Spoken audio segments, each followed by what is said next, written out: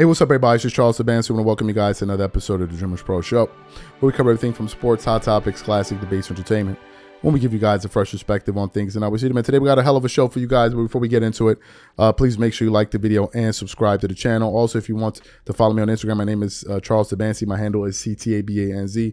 Want to follow the channel? Same name as the channel on Instagram, DREAMERSPRO. And if you want today's full show, it's streamed for free on the DREAMERSPRO podcast. We have pinned below. Anyway, let me get into this topic here. So as you guys know, recently Luka Doncic had this very big game.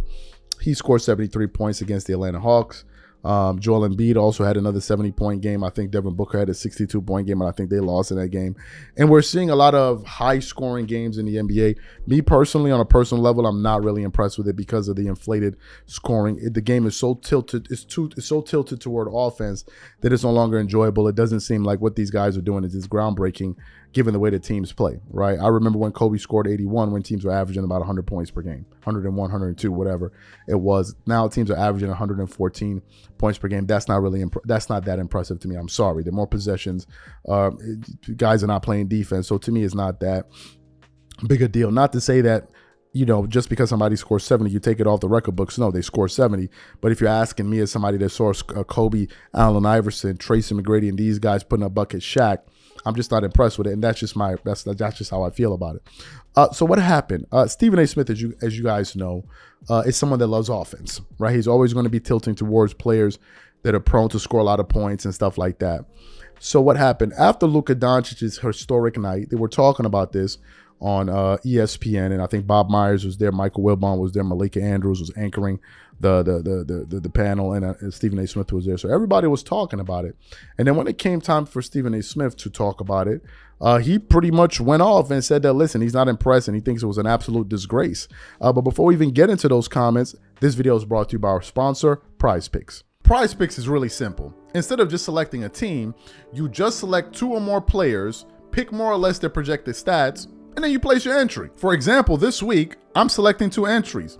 Stephen Curry for more than 25 points, and then I got Anthony Davis for more than 2 blocks, and Damian Lillard for more than 4 3-pointers made. Prize Picks is also the only daily sports platform with an injury insurance policy.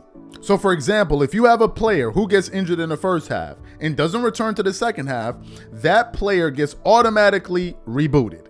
What I also love about Prize Picks is that it offers weekly promotions like Taco Tuesdays. Each Tuesday, Prize Picks discounts select player projections up to 25% to provide even more value. So go to prizepicks.com/CLNS and use code CLNS for a first deposit match of up to $100. That's go to prizepicks.com/CLNS, use code CLNS for a first deposit match of up to $100.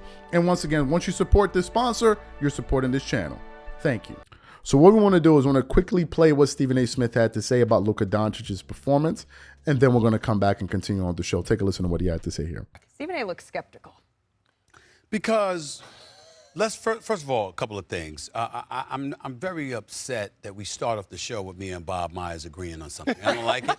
I don't like it at all, okay? But we'll go with that for the moment. But in all seriousness, guys, Mike, let's not go overboard with this.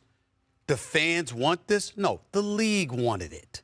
The league wanted it. They say it's because of the fans. Don't get me wrong. I'm saying the fans don't want guys getting mugged and no fouls getting called. Right, okay. But the fans didn't want what we saw last night in Atlanta. Did you see that? Are you sure? I mean, that was a layup. That was just, listen, that was a disgrace. Like the All-Star game. The Atlanta Hawks, no wonder why y'all stink.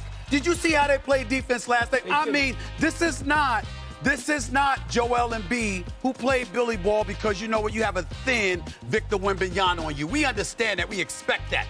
This is not a situation where Karl Anthony Towns dropped 58 in the first 3 quarters and then disappeared. It was an APB out for him in the 4th quarter and all of this other stuff. But the 58 points he scored in those first 3 quarters, a lot of those points he was being challenged. This is not that. What transpired last night in Atlanta was disgraceful. It made me feel like let's just go out and get somebody that don't want. You don't have to play defense. All you got to do is play offense. You don't have to play defense. That's what the hell took place in Atlanta last night. There's a difference. Don't tell me anybody wants that. No, you don't want to change it and go back to old times. But in the same breath, you don't mean for it to resemble the first 3 quarters at NBA All-Star Weekend, which is what last night looked like in Atlanta, Georgia. The Hawks, you should be ashamed of your damn self. You really should. So you heard what he had to say. Well, apparently some people weren't happy with that. And some people took it a step further by basically saying that had this been a black player, Stephen A. Smith would not have been saying what he was saying. I came across an article from sportsrush.com and had the following headline. It says, when it was Devin Booker, he's an assassin. Fans accused Stephen A. Smith for being racist for underplaying Luka Doncic's historic performance. Luka Doncic's 73-point explosion against the Atlanta Hawks has been the talk of the town and the NBA community for the past day or so. However, ESPN analyst Stephen A. Smith recently took the bizarre route of critiquing the Hawks' defensive effort rather than crediting Doncic for his incredible performance. While most media analysts compare Doncic's score to other historic performances, Smith's unique take rubbed NBA fans the wrong way.